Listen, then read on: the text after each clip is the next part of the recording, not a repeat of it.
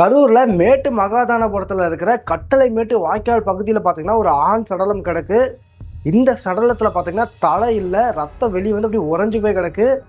இந்த உடம்ப பாத்தீங்கன்னா அங்க இருக்கிற மக்கள் பார்த்திருக்காங்க, அங்க இருக்கிற ஆடு மேய்க்கிற மக்கள் பார்த்திருக்காங்க. பார்த்த உடனே போலீஸ்க்கு கம்ப்ளைண்ட் கொடுத்திருக்காங்க. இந்த வீடியோல இந்த உடம்பு யாரோடது, இந்த கொலையை எதுக்காக பண்ணியிருக்காங்க, இந்த அளவுக்கு கொடூரமா கொலை பண்றதுக்கான காரணம் என்ன அப்படின்றத பத்தி ஃபுல் டீட்டெயிலா பார்க்கலாம். அதுக்கு முன்னாடி நான் தான் உங்களுக்கு ஹரிஸ், நீங்க பார்த்துட்டு இருக்கிறது இரிகன் ஃபேக்ட் இன்ஃபோ சேனல். அப்படியே நம்ம சேனலை சப்ஸ்கிரைப் பண்ணி நம்ம சப்போர்ட் பண்ணிருங்க. வாங்க வீடியோக்குள்ள போகலாம். கரூர்ல பாத்தீங்கன்னா மேட்டு மகாதானபுரம் அப்படின்ற ஒரு இடம் இருக்கு. அந்த இடத்துல பாத்தீங்கன்னா கட்டளை மேட்டு வாய்க்கால் அப்படின்ற ஒரு பகுதி இருக்கு.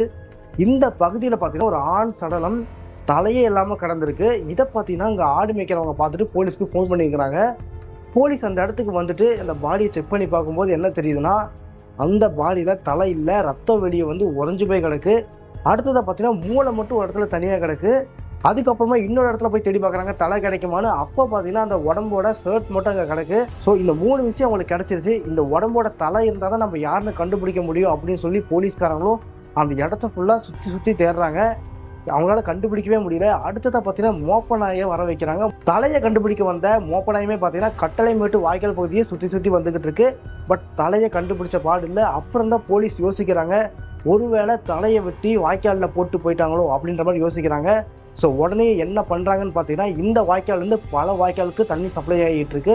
அந்த பாதையை ஸ்டாப் பண்ணுறாங்க, அதாவது தண்ணி போகாமல் அடைக்கிறாங்க. ஏன்னா தலை வந்து இந்த தண்ணியில் அடிச்சுட்டு போகாமல் இருக்கணுங்கிறதுக்காக. அடுத்ததான் சில பேரை விட்டு அந்த வாய்க்காலில் தலையை தேட ஆரம்பிக்கிறாங்க. ஒன்று தலை அடிச்சுட்டு போயிருக்கலாம், இல்லை தலை சேத்துல மாட்டிருக்கலாம் அப்படின்ற மாதிரி தேட ஆரம்பிக்கிறாங்க. இன்னும் கொஞ்ச நேரம் போக போக பார்த்தீங்கன்னா அவங்களுக்கு தலை கிடைக்கவே இல்லை. அடுத்ததாக என்ன யோசிக்கிறாங்க அப்படின்னு பார்த்தோம்னா, ஒரு வேளை தலையை துண்டு துண்டாக வெட்டி மீனுக்கு போட்டிருப்பாங்க அப்படின்ற மாதிரி யோசிக்கிறாங்க. ஒருவேளை மீனுக்கு போட்டிருந்தா மீன் அந்த சதை பகுதியெல்லாம் சாப்பிட்டு வெறும் கூடை மட்டும், அதாவது எலும்பு கூடை மட்டும் விட்டு வச்சுட்டு போயிருக்கும். ஸோ அப்படியாவது எலும்பு கூடு கிடைக்குதா அப்படின்னு சொல்லி தேடி இருக்காங்க. அப்பயுமே பார்த்தீங்கன்னா அந்த தலை கிடைக்கல. ஸோ அதுக்கு அடுத்ததான் ஒரு பாயிண்ட்டை யோசிக்கிறாங்க, ஒருவேளை இந்த தலையை வெட்டினவன் தலையை அவன் கையோடய எடுத்துட்டு போயிட்டானா அப்படின்ற மாதிரி யோசிக்கிறாங்க. ஸோ இந்த மாதிரி போலீஸ் பல விதமாக யோசிக்கிறாங்க. பட் எந்த யோசனையிலுமே இது யாருன்னு கண்டுபிடிக்க முடியல, தலை எங்கே இருக்குன்னு கண்டுபிடிக்க முடியல. அடுத்ததான் சில பொதுமக்கள்லாம் அந்த இடத்துல கூட்டம் கூட ஆரம்பிச்சிட்டாங்க. இந்த மாதிரி டெட் பாடி கிடைக்குதுன்னு தெரிஞ்சவரையுமே, இந்த மாதிரி டெட் பாடி கிடக்குது அப்படின்னு தெரிஞ்சதுமே நம்மளா போய் பார்ப்போம் இல்லையா, அந்த மாதிரி பொதுமக்கள் கூட்டம் சேர ஆரம்பிச்சிட்டாங்க. ஸோ அப்போ பார்த்தீங்கன்னா அந்த கூட்டத்தில் இருந்த ஒருத்தர் சொல்கிறாரு போலீஸ்காரங்கிட்ட, இந்த உடம்பு வந்து எனக்கு தெரிஞ்ச ஒரு பையனோட உடம்பு தான், இந்த பையனோட பேர் பார்த்தீங்கன்னா காளிதாஸ் அப்படின்ற மாதிரி ஒரு க்ளூ கொடுக்குறாரு. உடனேமே போலீஸ்க்கு சரி இவ்வளோ நேரம் தலையை தேர்னும் கிடைக்கல, சரி இவர் சொல்கிறதாச்சும் உண்மையாக இருக்குமா அப்படிங்கிறதுக்காண்டி அந்த காளிதாஸை பற்றி விசாரிக்க ஆரம்பிக்கிறாங்க. இந்த காளிதாஸ் யார் அப்படின்னு விசாரிக்கும் போது தான் பல உண்மைகள் வெளியே வருது. அது என்ன அப்படின்னு பார்த்தோம்னா, இந்த காளிதாஸோட அப்பா அம்மா பார்த்தீங்கன்னா ஆந்திராவில் இருக்காங்க. இவன் பார்த்தீங்கன்னா செயின் கொள்ளையடிக்கிறதா இருக்கட்டும், இல்லை ரோட்டில் போகிறவங்கள மறித்து காசு கொடுக்கறதா இருக்கட்டும், இல்லை கட்ட பந்தயம் செய்கிறதா இருக்கட்டும், இந்த மாதிரியான பல திருட்டு சம்பவத்தில் ஈடுபட்டு இருக்கிறது போலீஸ்க்கு தெரிய வந்திருக்கு. அடுத்ததாக பார்த்தீங்கன்னா இவன் கொஞ்ச நாளாவே கரூரில் மேட்டு மகாதானபுரத்தில் இருக்கிற அவர் ஃப்ரெண்டு வீட்டில் தங்கியிருக்கான். அவன் ஃப்ரெண்டு பேர் என்ன அப்படின்னு பார்த்தோம்னா பூபாலம் தான். இந்த பூபாலம் பார்த்தீங்கன்னா சரியான கஞ்சா போதைக்கு அடிமையானவன், எப்பயுமே கஞ்சா போதையிலே இருக்கிற ஒரு நபர் அப்படின்ற மாதிரி அங்கே இருக்கிற பொதுமக்கள் சொல்லியிருக்கிறாங்க. ஸோ இந்த பூபாலம் கூட சேர்ந்த காளிதாஸ் பார்த்தீங்கன்னா கஞ்சா போதைக்கு அடிமையாயிருக்கான். ஸோ இவங்க 2 பேருமே பார்த்தீங்கன்னா கஞ்சா குடிக்கிறதே ஒரு பொழப்ப வச்சுட்டு இருந்திருக்காங்க.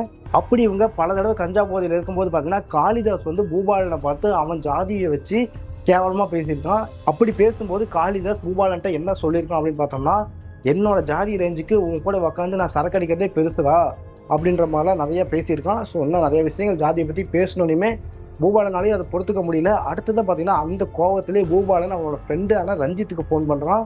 ஃபோன் பண்ணி இந்த மாதிரி நம்ம ஜாதியை வச்சு தப்பாக பேசிட்டான் அப்படின்ற மாதிரி ரஞ்சித்தை சொல்ல, ரஞ்சித் என்ன சொல்கிறான், இவன் நம்ம ஜாதியே இப்படி தப்பா பேசிட்டானா, இவனுக்கு நம்ம யாருன்னு காட்டலாம் அப்படின்றதுக்காக ஒரு பிளான் பண்றான். அந்த பிளான் என்ன அப்படின்னு பார்த்தோம்னா, காளிதாஸை தனியா கட்டளை மேட்டு வாய்க்கால் பகுதிக்கு கூட்டிட்டு போய் கொலை பண்றதா அந்த பிளான். ஸோ இந்த பிளானை எக்ஸிக்யூட் பண்றதுக்கு ரஞ்சித் என்ன பண்ணியிருக்கான்னு பார்த்தீங்கன்னா, காளிதாஸை கூப்பிடுறான். இந்த மாதிரி கட்டளை மேட்டு வாய்க்கால் பகுதியில் நம்ம சரக்கை ஒழிச்சு வச்சிருக்கோம், நிறைய வச்சிருக்கோம், அங்கே போயிட்டு இந்த சரக்கு பாட்டிலை எடுத்துட்டு வரலாம் அப்படின்னு சொல்லி நைட் டைம்ல கூப்பிட்டுருக்கான். இவன் ஏன் நைட் டைம்ல போகணும் அப்படின்னு சொல்லி காளிதாஸ் ரஞ்சித்தை கேட்டிருக்கான். அதுக்கு ரஞ்சித் என்ன சொல்றான்னா, பகல் டைம்ல போய் நம்ம எடுத்துட்டு வந்தோம்னா போலீஸ்கிட்ட மாட்டிக்குவோம், இப்போ போய் நம்ம அதை எடுத்தோம்னா நம்ம யாருக்கும் தெரிய மாட்டோம், யாருக்கும் சந்தேகம் வராது அப்படின்னு சொல்லி ரஞ்சித் காளிதாஸை கூட்டிட்டு போயிருக்கான். ஸோ ரஞ்சித் பார்த்தீங்கன்னா காளிதாஸை கூட்டிட்டு போகும்போது ஒரு சின்ன பையனையும் 2 இளைஞர்களையும் சப்போர்ட்டு கூப்பிட்டு போயிருக்கான். ஸோ கூட்டிக்கிட்டு நைட் டைமில் கட்டளைமேட்டு வாய்க்கால் பகுதியில் ஒத்தையடி பாதையில் போய்கிட்டு இருக்காங்க. போய்கிட்டு இருக்கும்போது பார்த்தீங்கன்னா ரஞ்சித் அவன் ஒழிச்சு வச்சிருந்த அருவாளை எடுத்து காளிதாஸோட தலையிலேயே வெட்டுறான். வெட்டும் போது பார்த்தீங்கன்னா உயிருக்கு போராட ஆரம்பிக்கிறான். அப்படி போராடிட்டு இருக்கும்போது எங்கள் ஜாதி பற்றியா தப்பாக பேசினா எங்கள் ஜாதிக்காரங்க வீட்லேயே இருந்துக்கிட்டு நாங்கள் வாங்கி தர சரக்கையை குடிச்சிக்கிட்டு எங்களுக்கே இப்படி பண்ணுறியா அப்படின்ற மாதிரி ரஞ்சித் பேசி அவன் தலையை துண்டை வெட்டி எடுத்திருக்கான். வெட்டி எடுத்ததுக்கப்புறம் பார்த்தீங்கன்னா போலீஸ்லேருந்து தப்பிக்கணும், இந்த பாடி யாருன்னு போலீஸ் கண்டுபிடிக்கக்கூடாது அப்படிங்கிறதுக்காக என்ன பண்ணியிருக்கான் அப்படின்னு பார்த்தோம்னா பக்கத்தில் இருக்கிற கல் எடுத்து தலை மேலேயே போட்டிருக்கான். ஸோ அப்படியே பல தடவை போட்டு தலையை பார்த்தீங்கன்னா தெரியாத அளவுக்கு சிதைச்சிருக்கான். அதாவது பார்த்தீங்கன்னா தலையே உருகுலைஞ்சு போகிற அளவுக்கு பண்ணியிருக்கான். தலையிலேருந்து அந்த மூளையை மட்டும் வெளியே வந்ததை எடுத்து தனியாக போட்டுட்டு அந்த தலையில் இருக்கிற மிச்ச பாகங்களை பார்த்தீங்கன்னா காக்காவுக்கு போட்டிருக்கான். தலையை காக்காவுக்கு போட்டதுக்கு அப்புறம் என்ன பண்ணியிருக்கான் அப்படின்னு பார்த்தோம்னா காளிதாஸோட உடம்புல பல இடத்துல வெட்டியிருக்கான். ஸோ காளிதாஸை கொலை பண்ணி முடிச்சதுக்கு அப்புறம் பார்த்தீங்கன்னா வாட்ஸ்அப்பில் ஒரு ஃபோட்டோ எடுத்து ரஞ்சித் பூபாலனுக்கு சென்ட் பண்ணியிருக்கான். சென்ட் பண்ணிட்டு காளிதாஸோட கதையை முடிச்சாச்சு அப்படின்ற மாதிரி சொல்லியிருக்கான். சொல்லிட்டு அதுக்கப்புறம் எதுவுமே நடக்காத மாதிரி அந்த இடத்த விட்டு கிளம்பி போயிட்டாங்க.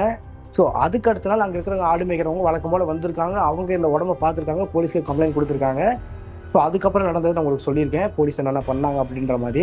ஸோ இது எல்லாத்தையுமே தெரிஞ்சுக்கிட்ட போலீஸ் என்ன பண்ணிக்கலாம்னு பார்த்தீங்கன்னா ரஞ்சித்தும் அவனோட கூட்டாளிகளையும் பார்த்தீங்கன்னா செய்யாரில் வச்சு அரெஸ்ட் பண்ணியிருக்காங்க.